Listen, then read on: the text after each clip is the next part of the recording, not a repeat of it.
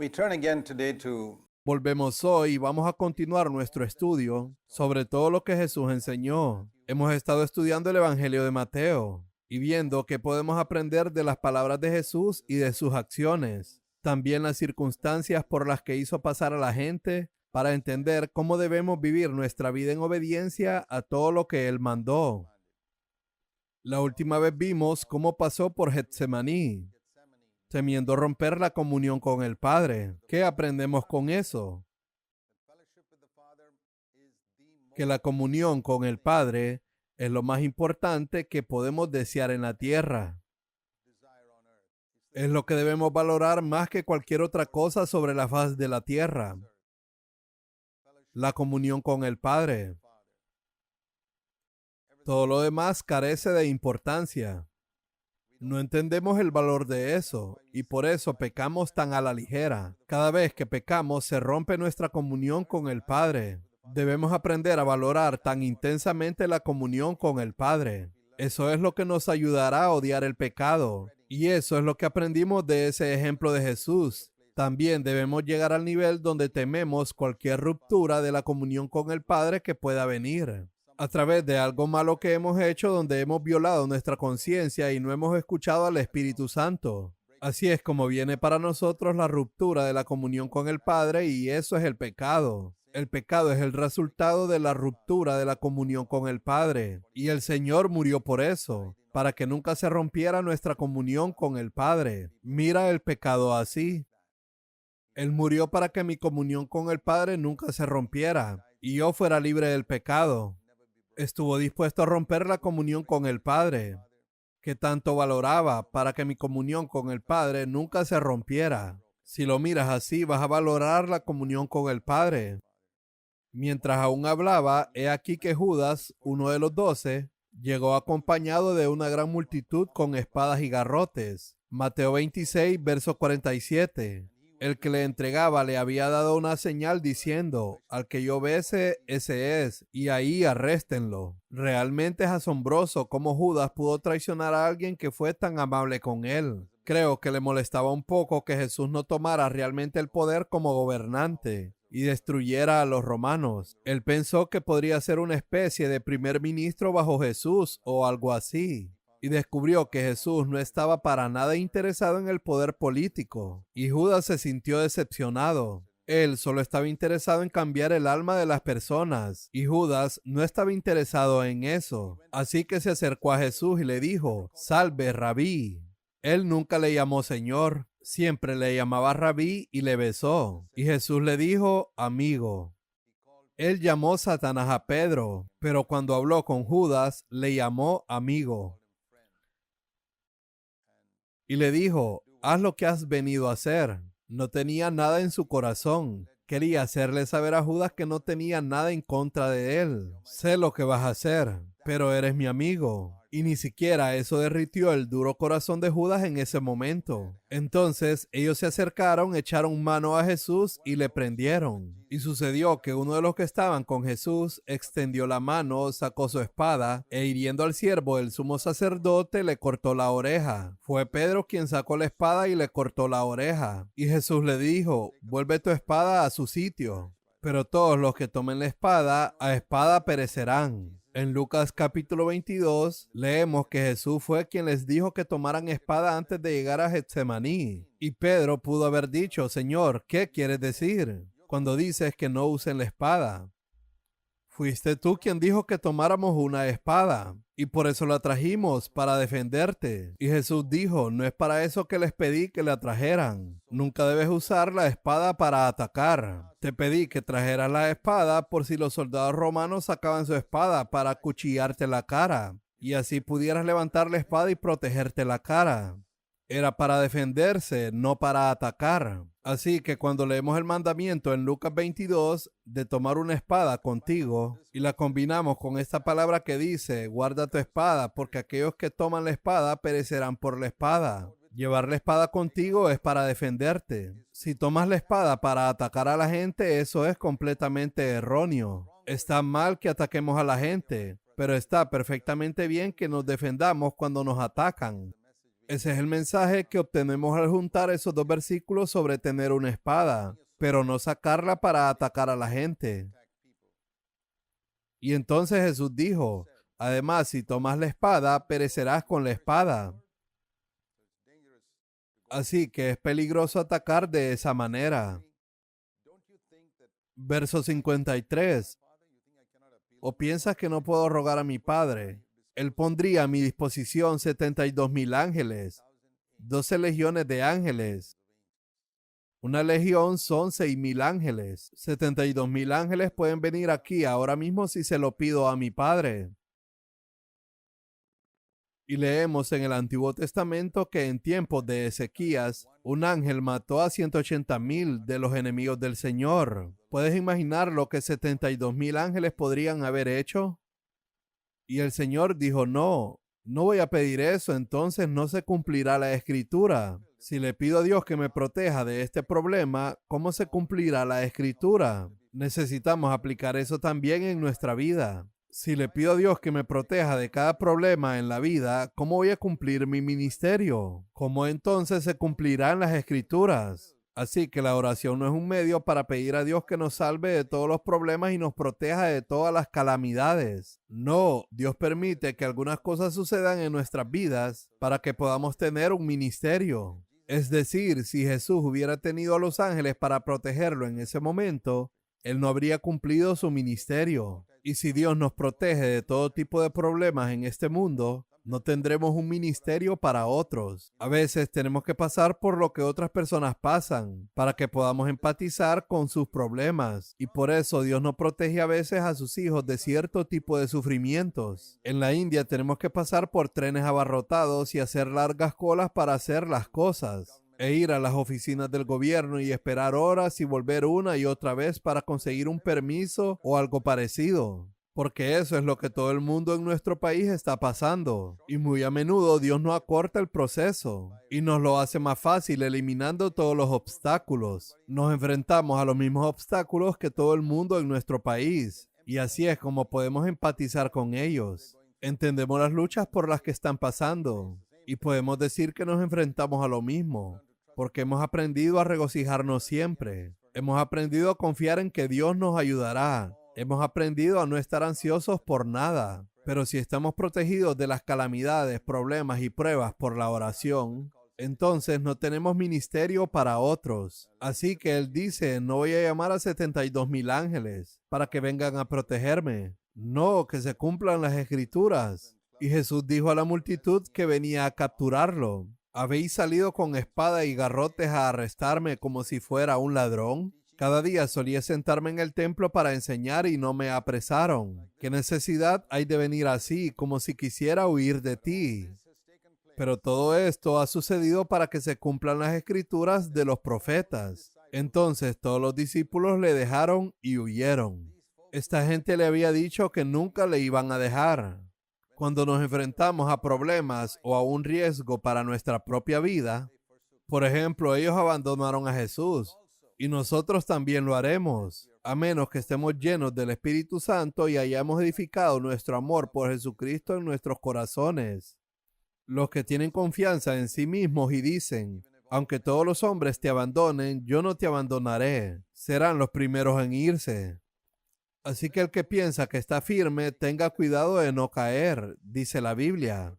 Es bueno que tengamos pensamientos bajos sobre nosotros mismos y que reconozcamos que también podríamos negar al Señor. Y los que apresaron a Jesús le llevaron ante el sumo sacerdote Caifás, donde estaban reunidos los escribas y los ancianos. Y Pedro le fue siguiendo de lejos hasta el patio del sumo sacerdote. Y entrando se sentó con los alguaciles para ver el fin de todo aquello. En otro evangelio se dice que fue Juan quien habló con el portero para que permitiera entrar a Pedro. De lo contrario, Pedro no habría podido entrar. Juan era pariente del sumo sacerdote y por eso pudo hablar con el portero y dejar entrar a Pedro. De lo contrario, Pedro habría estado afuera. Ahora piensa en todo lo que le pasó allí. Porque él entró, fue interrogado por ciertas personas y negó al Señor 3 veces. Una sirvienta le dijo, yo conozco a este hombre. y él lo negó y defraudó al Señor. Así que todo comenzó cuando Juan habló con el portero y le pidió a Pedro que entrara. Y debió haber pensado más tarde, ojalá Juan nunca hubiera hablado con el portero. Si no hubiera hablado, no hubiera entrado y no me hubieran tentado. Pero Dios permite que seamos tentados, tal vez para mostrarnos nuestra debilidad, si somos demasiado orgullosos, o para ayudarnos a ser fuertes, si somos humildes. Tenemos dos cosas que la tentación logra. Si eres orgulloso, Dios permitirá que caigas en la tentación para quebrantarte y mostrarte que eres débil, que te es imposible vencer. Si eres humilde, Dios te dará gracia en esa tentación para ser un vencedor y eso te hará más fuerte. Así que hay un propósito en la tentación para quebrantarnos o fortalecernos. Dios da gracia a los humildes, pero se opone a los soberbios. Y así cuando Pedro entró, dice que los sumos sacerdotes y todo el concilio seguían tratando de obtener un falso testimonio contra Jesús para condenarlo a muerte. Tenían alguna apariencia de justicia y entonces intentaron que algunos testigos dijeran algunas mentiras, pero aún así no pudieron encontrar ninguno, a pesar de sus muchos testigos falsos que se presentaron a decir todo tipo de mentiras. Pero finalmente dos personas se presentaron y dijeron en el verso 61, este hombre declaró, yo puedo destruir el templo de Dios y en 3 días reedificarlo. Ahora bien, ustedes saben muy bien que Jesús nunca dijo nada por el estilo. ¿Qué dicen estos testigos? Este hombre dijo, yo puedo destruir el templo de Dios y en 3 días reedificarlo. Ahora compara eso con la declaración real de Jesús, que se describe en el Evangelio de Juan capítulo 2, verso 19, donde dijo a la gente, destruid este templo y en 3 días lo levantaré. Destruid este templo y en 3 días lo levantaré. Este hombre declaró, yo puedo destruir el templo de Dios y eso no es lo que dijo.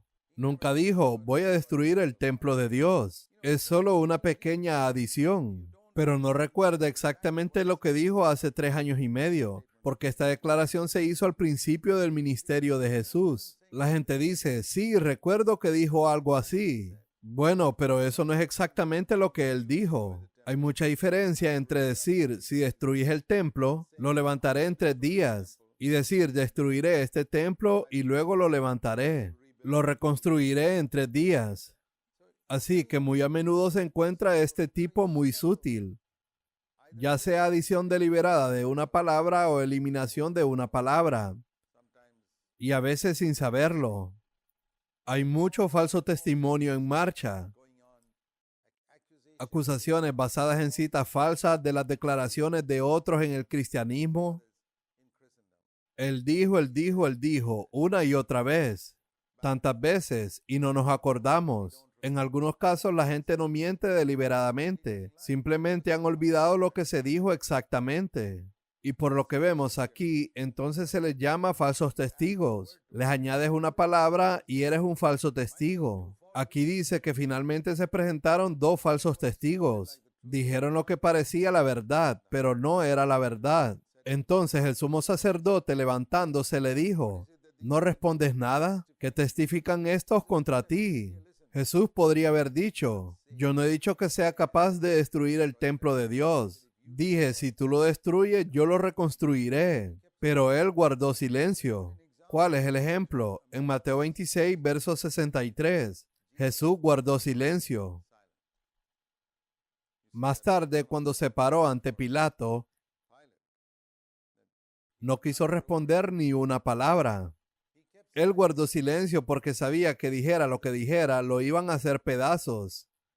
Y dirían, bueno, está diciendo una mentira o algo por el estilo. Así que se quedó callado y el sumo sacerdote le dijo, te conjuro por el Dios viviente que nos digas si tú eres el Cristo, el Hijo de Dios. ¿Eres tú el Mesías, el Hijo de Dios? Y Jesús dijo, tú mismo lo has dicho. En otras palabras, sí lo soy. Sin embargo, os digo que desde ahora veréis al Hijo del Hombre sentado a la diestra del Padre viniendo sobre las nubes del cielo. Está hablando de su propia segunda venida. Dice, lo vas a ver. Y el sumo sacerdote rasgó sus vestiduras, que es la forma de mostrar disgusto ante un testigo o un criminal. Se rasgó las vestiduras y dijo que él había blasfemado. ¿Qué necesidad tenemos más de testigos? He aquí, ahora mismo habéis oído la blasfemia. Le hizo una pregunta a Jesús y él respondió. Y solo se estaba burlando de él para que dijera algo y así tener alguna excusa para que toda la multitud se pusiera en su contra. ¿Y tú qué crees?, preguntó, y le respondieron diciendo que es merecedor de la muerte. Es decir, ya se habían puesto manos a la obra para pedir su muerte. Ya les habían enseñado a pedir su muerte. Y no eran más que títeres del sumo sacerdote y de los otros fariseos. Y ellos dijeron, sí, queremos su muerte. Estoy asombrado porque no puedo creer que en esa multitud no hubiera nadie a quien Jesús hubiera sanado. No puedo creer que en esa multitud no hubiera nadie que tuviera un pariente a quien Jesús había curado. Debió haberlo y se olvidaron por completo de todo eso. Es asombrosa la ingratitud del hombre. Lo rápido que olvida lo que Dios ha hecho por él. Olvidaron lo que Jesús hizo. Entonces le escupieron el rostro y le dieron puñetazos. Y otros le abofeteaban diciendo, profetiza, Cristo, ¿quién es el que te ha golpeado? Y nunca dijo una palabra, como dice en Isaías capítulo 53. Como cordero que es llevado al matadero, y como oveja que ante sus trasquiladores permanece muda, él no abrió su boca. Isaías 53, verso 7. Fue oprimido y afligido, pero no abrió su boca. Como cordero que es llevado al matadero, y como oveja ante sus trasquiladores permanece muda, no abrió él su boca. 3 veces en ese versículo dice que no abrió la boca, guardó silencio. Y sabes, una oveja se ve muy hermosa con lana, pero cuando es trasquilada, cuando se le quita la lana, se ve flaca y fea. Y cuando la gente le quitó la belleza a Jesús, le escupieron, le golpearon la cara, lo despreciaron, lo desfiguraron, se burlaron de él y él se quedó callado. Se requiere una gracia tremenda para guardar silencio bajo tal provocación. Pero ahí es donde tenemos que callar. Queridos hermanos y hermanas, en la casa de Dios, cuando estamos cantando su alabanza, necesitamos levantar nuestra voz y gritar a todo pulmón desde el fondo de nuestro corazón, levantando la voz tanto como podamos. Por otro lado, cuando se nos acusa falsamente, abusan de nosotros y nos insultan, tenemos que callarnos. Pero, ¿qué vemos entre muchos creyentes? Muchos creyentes, lo que vemos en ellos en el momento de la alabanza, por lo general están en silencio o como susurrando. Pero cuando alguien los insulta o los hiere, levantan la voz en defensa, pues están haciendo las cosas al revés. Ahí es el momento donde deben guardar silencio. Es en la casa de Dios donde le estás alabando, donde debemos alzar la voz. Allí es donde Jesús levantó la voz. Cuando fue trasquilado como una oveja, se quedó callado. Y dice en el verso 69, Pedro estaba sentado fuera del patio, y una sirvienta se le acercó y le dijo, tú también estabas con Jesús el Galileo. Pero él lo negó delante de todos ellos, diciendo, no sé de qué hablas. Imagina decir eso. Todos tememos por nuestra vida. Y Pedro temía por la suya, e ignoró el asunto de ser fiel a Cristo y dijo, no sé de qué estás hablando. Ahora, no lo juzgues ni te compares con él. Recuerda, estamos viviendo después de la venida del Espíritu Santo, y el Espíritu de Dios está viniendo a nosotros. Ahí tenemos una cierta fuerza que Pedro no tenía. Todavía estaba bajo el antiguo pacto. Y cuando estás bajo el antiguo pacto, no tienes esa fuerza y poder que podemos tener cuando tenemos el Espíritu de Dios morando en nosotros. Todo verdadero creyente que ha nacido de nuevo tiene el Espíritu de Cristo en su interior. Y eso nos da fuerza. Y si estamos llenos del Espíritu Santo, somos fuertes para permanecer fieles al Señor en el tiempo de la tentación. De lo contrario, lo negaremos. El que crea estar de pie, que tenga cuidado, no sea que caiga. En el verso 71, cuando salió al portal, lo vio otra sirvienta y dijo, este era el que estaba con Jesús el Nazareno. Dice, estoy segura de que este hombre estaba con Jesús de Nazaret. Lo he visto con Jesús. Y otra vez lo negó diciendo, no sé de quién estás hablando, no conozco a ese hombre. Luego se acercaron los que estaban allí y le preguntaron a Pedro, ¿seguro que tú también no eres uno de ellos? Porque aún tu manera de hablar te delata. Entonces él comenzó a maldecir y a jurar, yo no conozco a ese hombre. Y al instante un gallo cantó. Y Pedro se acordó de lo que Jesús había dicho. Antes de que el gallo cante me negarás 3 veces. Y saliendo fuera lloró amargamente. Así pues, vemos que la seguridad de Pedro en sí mismo se hace añicos. Su confianza en sí mismo se hace añicos. Estaba siendo circuncidado interiormente, llevado al lugar donde no hay confianza en sí mismo en absoluto. El maravilloso lugar donde no hay confianza en uno mismo, sino una total dependencia de Dios. Vemos aquí una pequeña expresión en la que es bueno pensar. Antes de eso, quiero que mires el versículo 74. Por el canto de un gallo, el Señor se lo recordó a Pedro, y él salió y oró amargamente. Dios puede usar cosas simples para hacernos recordar promesas que hicimos y que hemos roto. ¿Alguna vez ha hecho alguna cosa pequeña en la naturaleza o en algún lugar? ¿Alguna pequeña cosa inesperada para recordarte una promesa que rompiste al Señor o a otra persona? Dios hace eso. Y Dios habla a través de animales. Un gallo cantando, un asno hablando a Balaam. Sí, también puede usar animales. Y la otra cosa que quiero mostrarte está en el versículo 73. Donde uno de los espectadores se acercó y le dijo a Pedro, tu forma de hablar te delata. Aplícalo a ti mismo. Lo he pensado así. Señor, quiero ser un cristiano de corazón. Quiero ser un cristiano íntegro, que mi manera de hablar me delate. Eso significa que la gente diga, hey, este es un cristiano. Se le conoce por la forma de hablar. Este es un discípulo de Jesús. Su forma de hablar le delata. Obviamente es un creyente. Es algo maravilloso tener ese testimonio de que la forma en que vivimos y hablamos nos delata. La gente dice, esta persona es diferente. Creo que debería ser así. Y creo que eso puede llegar solamente si estamos totalmente circuncidados. Toda confianza en uno mismo destrozada y abandonada. Pedro tuvo 3 oportunidades. Si después de la primera negación hubiera dicho, ¿qué me está pasando? He negado al Señor. Y el Señor me advirtió que lo negaría 3 veces. Y no se lo toma en serio y por segunda vez vuelve a negarlo y dice, hey,